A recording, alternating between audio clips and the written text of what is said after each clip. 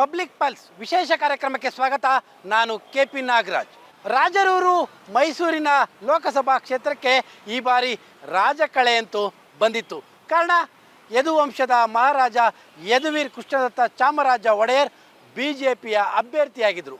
ಒಂದು ಕಡೆಯಲ್ಲಿ ಯದುವೀರ್ ಒಡೆಯರ್, ಮತ್ತೊಂದು ಕಡೆಯಲ್ಲಿ CM ಸಿದ್ದರಾಮಯ್ಯನವರ ಪ್ರತಿಷ್ಠೆ. ಹೀಗಾಗಿ ಕಾಂಗ್ರೆಸ್ ಮತ್ತು BJPಯ ನಡುವೆ ಬಹುದೊಡ್ಡ ಮಟ್ಟದ ಜಿದ್ದು ಈ ಮೈಸೂರು ಲೋಕಸಭಾ ಚುನಾವಣೆಯಲ್ಲಿ ನಡೆದಿದ್ದಂಥದ್ದು ಸತ್ಯ. ಒಂದು ಹಂತದಲ್ಲಿ ಯದುವೀರ್ ಅವರು BJPಯ ಅಭ್ಯರ್ಥಿ ಆದ ಸಂದರ್ಭದಲ್ಲೇ ಮೈಸೂರು ಲೋಕಸಭಾ ಕ್ಷೇತ್ರ ಒನ್ ಸೈಡ್ ಆಗಿಬಿಡುತ್ತೆ ಅನ್ನುವಂಥ ಲೆಕ್ಕಾಚಾರಗಳಿತ್ತು. ಆದರೆ ಕಾಂಗ್ರೆಸ್ನ ರಣಕಲಿಗಳು ಅದಕ್ಕೆ ಅವಕಾಶವೇ ಮಾಡಿಕೊಟ್ಟಿಲ್ಲ. ಅಕ್ಷರಶಃ ಜಿದ್ದಿನ ಫೈಟನ್ನು ಮೈಸೂರು ಲೋಕಸಭಾ ಕ್ಷೇತ್ರದಲ್ಲಿ ಮಾಡಿದ್ದಾರೆ. ಹಾಗಾದರೆ ಜನಗಳ ಲೆಕ್ಕಾಚಾರ ಏನಿದೆ? ಒಂದು ಕಡೆಯಲ್ಲಿ BJPಯವರು ನಾವೇ ಗೆಲ್ತೀವಿ ಅನ್ನುವಂಥ ಲೆಕ್ಕಾಚಾರವನ್ನು ಮಾಡಿಕೊಂಡಿದ್ದಾರೆ. ಕಾಂಗ್ರೆಸ್ನವರು ಕೂಡ ನಾವೇ ಗೆದ್ವಿ ಅನ್ನುವಂಥ ಲೆಕ್ಕಾಚಾರದಲ್ಲಿದ್ದಾರೆ. ಹಾಗಾದರೆ ಜನ ಯಾವ ಥರದ ಲೆಕ್ಕಾಚಾರದಲ್ಲಿದ್ದಾರೆ? ಜನರ ಪ್ರಕಾರವಾಗಿ ಯಾರು ಗೆಲ್ಬೋದು?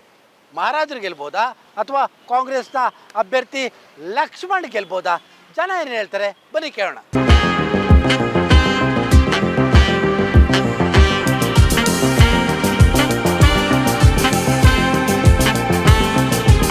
ಈಗ ನಮ್ಮ ಜೊತೆ ಮಾತನಾಡೋದಕ್ಕೆ ಹಲವು ಆಟೋ ಚಾಲಕರುಗಳು ಕೂಡ ಇದ್ದಾರೆ. ಅವ್ರ ಜೊತೆ ಕೇಳ್ತೀನಿ, ಹೆಂಗಿದೆ ಎಲೆಕ್ಷನ್? ಯಾರು ಗೆಲ್ಬೋದು ಈ ಸತಿ? ಎಲೆಕ್ಷನ್ ಬಗ್ಗೆ ಅಷ್ಟೊಂದು ಇದೆ ತಿಂಕಿಲ್ಲ. ಯಾರು ಗೆಲ್ಬೋದು ಮೈಸೂರಲ್ಲಿ ಅಂತ? ಮೈಸೂರು ಯದುವೀರ್ ಮಹಾರಾಜ್. ಯಾರು ಗೆಲ್ಬೋದು ನಿಮ್ಮ ಪ್ರಕಾರ?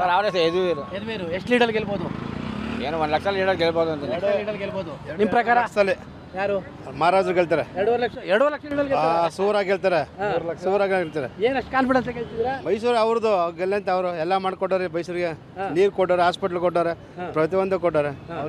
ಅವರಿಂದಲೇ ನಾವು ಬದುಕ್ತಾ ಇದೀವಿ ಇಲ್ಲಿ. ಹಂಗಾಗಿ ಯಾವ ಟೆನ್ಷನ್ ಇಲ್ಲ. ಯಾವ ಕಣ್ಮಚ್ಕೊಂಡು ಗೆಲ್ತಾರೆ. ನಿಮ್ಮ ಪ್ರಕಾರ ಯಾರು ಸರ್? ನಮ್ಮ ಪ್ರಕಾರ ಮಹಾರಾಜರು ಯದುವೀರು ಗೆದ್ದೇ ಗೆಲ್ತಾರೆ. ಯಾಕಂದ್ರೆ ಅವ್ರ ನೆರಳಿ ನಾವಿದ್ದೀವಿ. ಅವರು ಈ ನಮ್ಮ ಇದಕ್ಕೆ ಬೇಕಾದಷ್ಟು ಮಾಡಿಕೊಟ್ಟಿದ್ದಾರೆ. ಪ್ರತಿಯೊಂದನ್ನು ನಮ್ಮ ಇದಕ್ಕೆ ಸುಮಾರು ಎಲ್ಲ ಮಾಡಿಕೊಟ್ಟಿದ್ದಾರೆ. ಅದರಿಂದ ಅವ್ರನ್ನ ನಾವು ಅತ್ಯುನ್ನತ ಸ್ಥಾನದಲ್ಲಿ ನಾವು ಗೆಲ್ಲಿಸ್ಬೇಕು ಅಂತ ಅನ್ನೋದು ಒಂದು ಇದೆ. ಎಷ್ಟು ಲಕ್ಷ ಗೆಲ್ತಾರೆ ಅಂತ ಸರ್? 1-2 ಲಕ್ಷ ಅಂತರದಲ್ಲಿ ಗೆಲ್ತಾರೆ ಸರ್. ಖಂಡಿತ ಸರ್. ಯಾವ ಟೆನ್ಷನ್ ಇರಲ್ಲ ಅವ್ರಿಗೆ? ಯಾವುದೇ ಇಲ್ಲ ಸರ್. ನಿಮ್ಮ ಪ್ರಕಾರ ಯಾರು ಗೆಲ್ಬೋದು? BJPನೇ. ಯಾಕೆ? ಅಷ್ಟೇ ಯದುವೀರ್ ಅವರ ಅಂತ? ಯದುವೀರ್ ಮಹಾರಾಜರು. ಎಷ್ಟು ಲೀಡರ್ ಗೆಲ್ತಾರೆ ಅಂತ ಸರ್? ಲೀಡಿಂಗ್ ಏನಿಲ್ಲ, ಮಾಮೂಲಿ ಬರ್ತಾರೆ ಸರ್. ಮಾಮೂಲಿ ಬರ್ತಾರೆ. ಮೈಸೂರಲ್ಲಿ ಫೈಟ್ ಇಲ್ವಾ ಕಾಂಗ್ರೆಸ್ಗೆ? ಇದೆ. ಸೊ ಸಿಟಿ ಒಳಗಡೆ ಲೆಕ್ಕಾಚಾರ ಹಾಕಿದ್ರೆ BJP ಲೆಕ್ಕಾಚಾರ ಇದೆ. ಹಳ್ಳಿಗಳ ಕಡೆ ಎಲ್ಲ ಯಾರು ಹೆಂಗೆ ಅಂತ ಏನು ಹೇಳೋಕ್ಕಾಗೋದಿಲ್ಲ. ಹಳ್ಳಿಗಳ ಕಡೆ ಸಿದ್ದರಾಮಯ್ಯ ಅವರು ವರ್ಚಸ್ ತುಂಬ ಜಾಸ್ತಿ ಇರೋದ್ರಿಂದ ಕಾಂಗ್ರೆಸ್ಸು ಬರ್ಬೋದು, ಇತ್ತಾಗೆ BJPನೂ ಬರ್ಬೋದು. ಎರಡು ಫೈಟ್ ಇದೆ ಅಂತ. ಫೈಟು ತುಂಬಾ ಇದೆ. ಇಬ್ಬರು ಬರ್ಬೋದು. ನಮ್ಮ ಪ್ರಕಾರದಲ್ಲಿ ಲಕ್ಷ್ಮಣ್ ಬರ್ಬೋದು, ಇವರು ಬರ್ಬೋದು. ಯಾಕೆಂದರೆ ಅಲ್ಲಿ ನಮ್ಮ ಸಿಟಿ ಒಳಗಡೆ ಎಲ್ಲರೂ ನಮ್ಮ ಮೈಸೂರು ಮಹಾರಾಜರು ನಮಗೆ ತುಂಬ ಒಳ್ಳೇದು ಮಾಡಿದ್ದಾರೆ, ಎಲ್ಲ ಮಾಡಿದ್ದಾರೆ. ಮೈಸೂರು ಮಹಾರಾಜರು ಮಾಡಿದ್ದಾರೆ, ಒಪ್ಪಿಗೆ ಅವ್ರ ನೆರಳಲ್ಲಿ ನಾವೆಲ್ಲ ಬದುಕ್ತಾ ಇದ್ದೀವಿ. ಸೊ ಹಳ್ಳಿಗಳ ಕಡೆ ಏನು ಇಲ್ಲ, ಅವ್ರದ್ದು ಏನು ಮಾಡಿದ್ದಾರೆ ಅಂತಲೇ ಯಾರಿಗೂ ಗೊತ್ತಿಲ್ಲ. ಹಳ್ಳಿ ಡಿಸಿಷನಿಂದ ಫೈಟ್ ಬರ್ಬೋದು. ಏನೇ ಇದ್ರು ಹಳ್ಳಿ ಲೆಕ್ಕಾಚಾರದಲ್ಲಿ ಸಿಟಿ ಏನಿದ್ರೆ 1-2 ಲಕ್ಷ ಓಟ್ ಇರ್ಬೋದು. ಸಿಟಿ ಒಳಗಡೆ ಸಿಟಿ ಇದ್ರೆ 2 ಲಕ್ಷ ಇರ್ಬೋದು. ಹಳ್ಳಿಗಳ ಕಡೆ ಅದಕ್ಕಿಂತ ಜಾಸ್ತಿ ಇರೋದು ಹಳ್ಳಿಗಳ ಕಡೆ.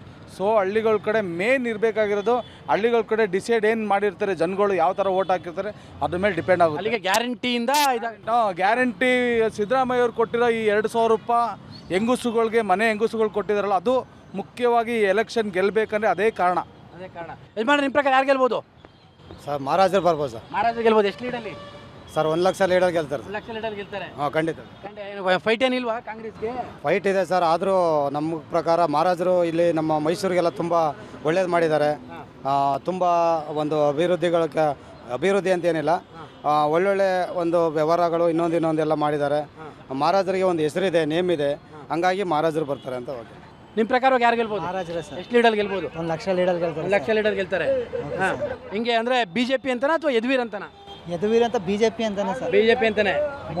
ಮೋದಿ ಅವ್ರು ನೋಡಿ ಓಟ್ ಹಾಕಿರೋದು. 1 ಲಕ್ಷ ಲೀಡರ್ ಬಂದೇ ಹೋಗ್ತದೆ ಸರ್. ಯಾವ ಪ್ರಾಬ್ಲಮ್ ಆಗಲ್ಲ ಅಂತ? ಪ್ರಾಬ್ಲಮ್ ಏನಿಲ್ಲ, ಸಲೀಸಾಗಿ ಆರಾಮಾಗಿ ಗೆಲ್ತಾರೆ ಮಹಾರಾಜರು. ನಿಮ್ಮ ಪ್ರಕಾರ ಯಾರು ಗೆಲ್ಬೋದು?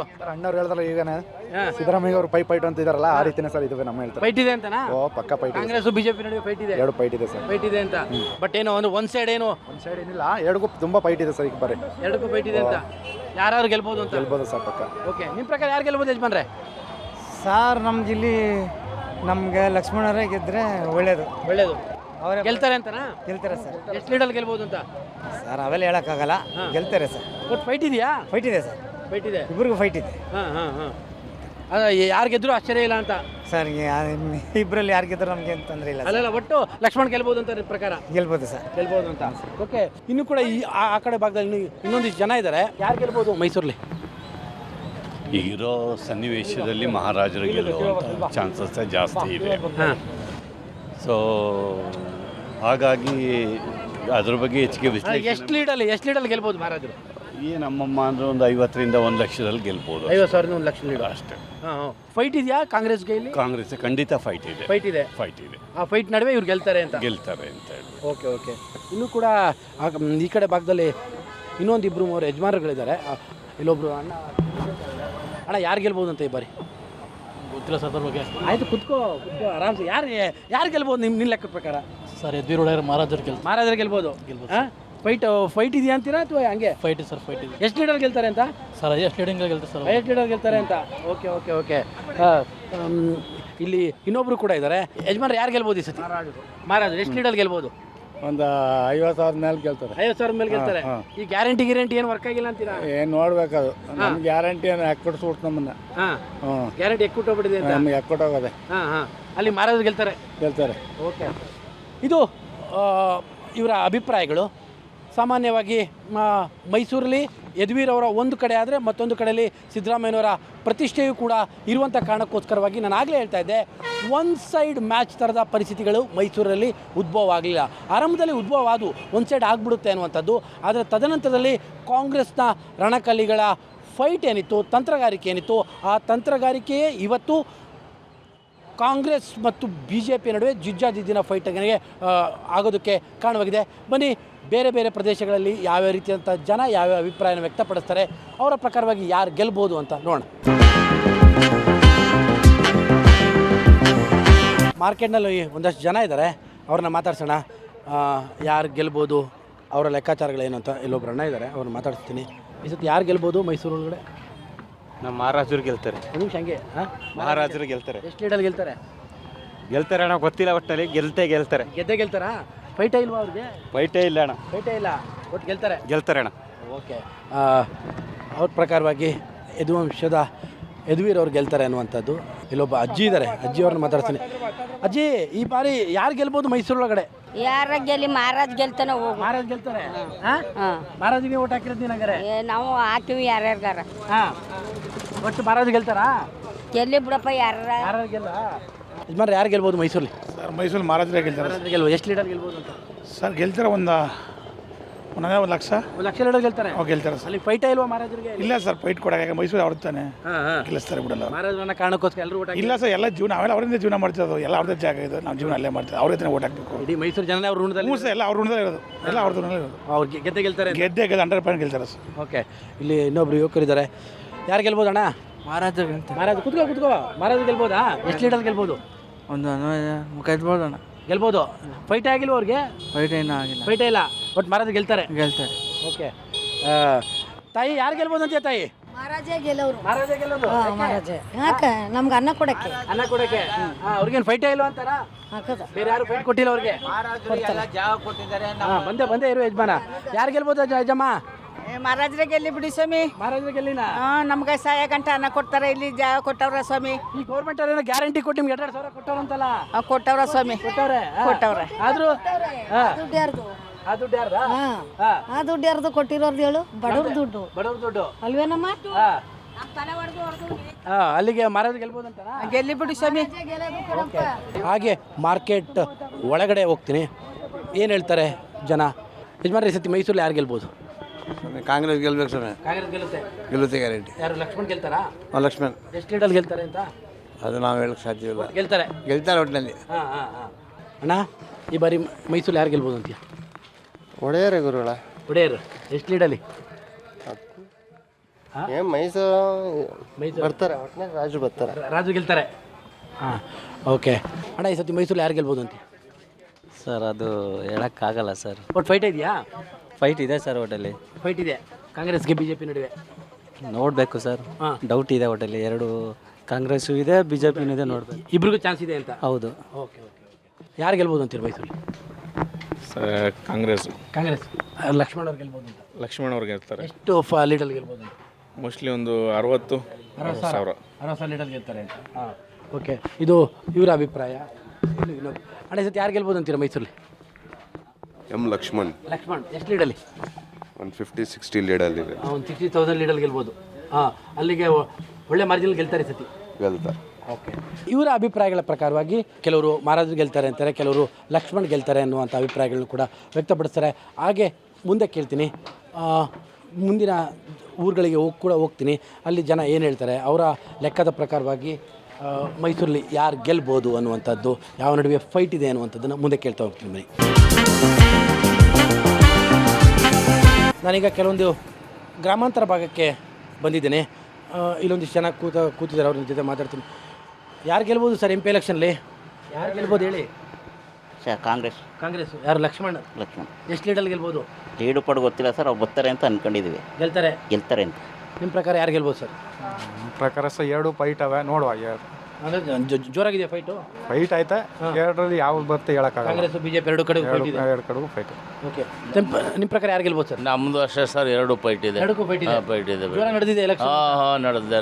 ಏನು ಒಂದು ಕಡೆ ಸೈಡ್ ಅಂತ ಏನೂ ಇಲ್ಲ? ಇಲ್ಲ, ಎಲ್ಲ ಕಡೆನೂ ಫೈಟ್ ಇದೆ ಸರ್. ಎಲ್ಲ ಕಡೆಗೂ ಫೈಟ್ ಇದೆ. ಯಾರಾದರೂ ಗೆಲ್ಬೋದು? ನಮ್ಮ ಕಡೆ ಒಂದು ಯಾರು ಗೆಲ್ಬೋದು.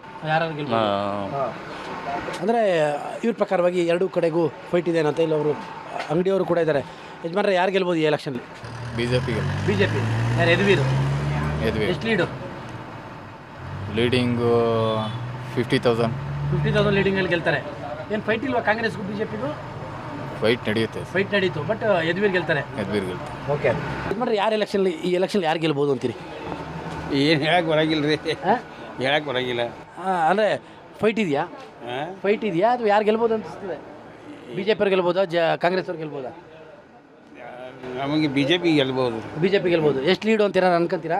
ಅದೇನು ಹೇಳಕ್ಕೆ ಬರಲ್ಲ. ಯಜಮಾನ್ರೆ, ನಿಮ್ಮ ಪ್ರಕಾರ ಯಾರು ಗೆಲ್ಬೋದು? ಸರಿ, ನಮಗೆ ಹೇಳೋಕ್ಕಾಗಲ್ಲ. ಅಲ್ಲಲ್ಲ, ಯಾರ ನಡುವೆ ಫೈಟ್ ಇದೆ ಅನ್ಕೊಂತೀರಾ? ಇಲ್ಲ, ಫೈಟ್ ಇದೆ ಸರ್. ಫೈಟ್ ಇದೆ ಅಂದರೆ ಯದುವೀರ್ ಗೆಲ್ಬೋದಾ ಅಥವಾ ಲಕ್ಷ್ಮಣ್ ಗೆಲ್ಬೋದು? ಯದುವೀರ್ ಗೆಲ್ಬೋದು. ಯದುವೀರ್ ಗೆಲ್ಬೋದು. ಎಷ್ಟು ಲೀಡಲ್ಲಿ ಗೆಲ್ಬೋದು?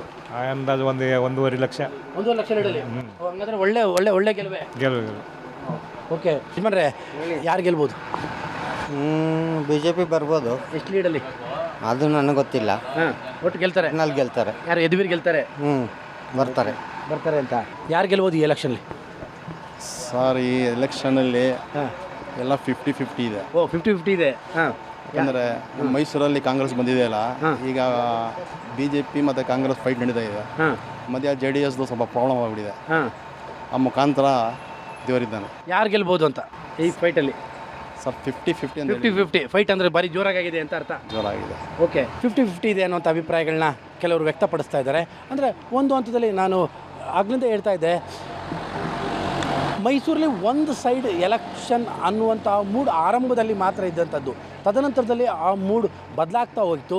ಆ ಮೂಡ್ ಬದಲಾಗಿರುವಂಥ ಕಾರಣಕ್ಕೋಸ್ಕರವಾಗಿಯೇ ಒಂದು ಜಡ್ಜ್ಮೆಂಟ್ ಮೈಸೂರು ಭಾಗದಲ್ಲಿ ಸಿಗ್ತಾ ಇಲ್ಲ. ಇಂಥವ್ರಿಗೆ ಮೇಲ್ಗೆ ಆಗ್ಬೋದು ಅನ್ನೋ ಒಂದು ಜಡ್ಜ್ಮೆಂಟ್ ಮೈಸೂರು ಭಾಗದಲ್ಲಿ ಸಿಗ್ತಾ ಇಲ್ಲ. ಅದೇ ಥರದ ಅಭಿಪ್ರಾಯಗಳನ್ನು ಕೂಡ ಜನ ವ್ಯಕ್ತಪಡಿಸ್ತಾ ಇದ್ದಾರೆ. ಬನ್ನಿ ಮುಂದೆ ಹೋಗೋಣ, ಇನ್ನು ಬೇರೆ ಬೇರೆ ಹಳ್ಳಿಗಳಿಗೆ ಹೋಗೋಣ, ಯಾವ ರೀತಿಯಾದ ಅಭಿಪ್ರಾಯನ ಜನ ವ್ಯಕ್ತಪಡ್ತಾರೆ, ಯಾರು ಗೆಲ್ತಾರೆ ಅಂತ.